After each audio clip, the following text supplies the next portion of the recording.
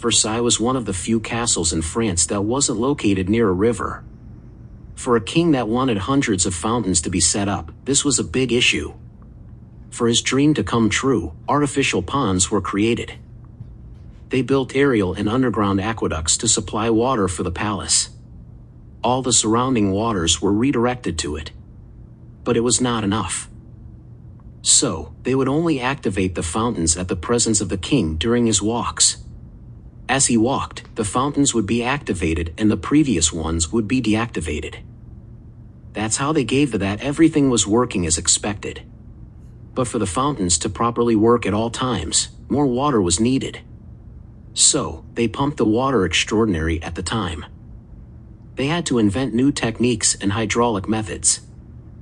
A revolutionary machine had to be built for this project.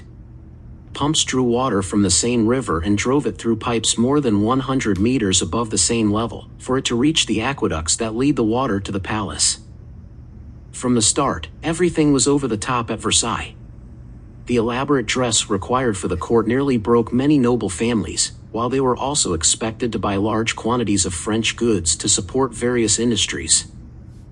Amusements such as concerts, multi-course banquets, balls, and parades packed the calendar. Plays and pageants were favorites of the royal household, and an enormous amount of money was spent on everything from the costumes to the set. Gambling was also a favorite pastime during the reign of all three kings to rule over Versailles. Sometimes the losses of the players at the tables were enormous. Again, nobles counted their gains and losses by the hundred thousands.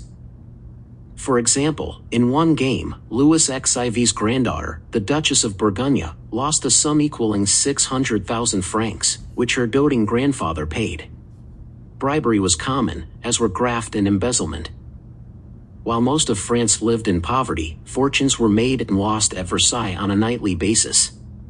By the time the Sun King's grandson, Louis XV, took the throne in 1715, public sentiment was beginning to turn against the crown and Versailles.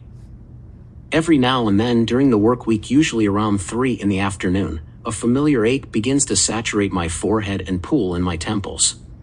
The glare of my computer screen appears to suddenly intensify. My eyes trace the contour of the same sentence 2 or 3 times, yet I fail to extract its meaning. Even if I began the day undaunted, getting through my ever-growing list of stories. To write and edit, emails to send and respond to, and documents to read now seems as futile as scaling a mountain that continuously thrusts new stones skyward. There is so much more, so much work I genuinely enjoy, but my brain is telling me to stop. It's full. It's the time that you ought to go to the downtime.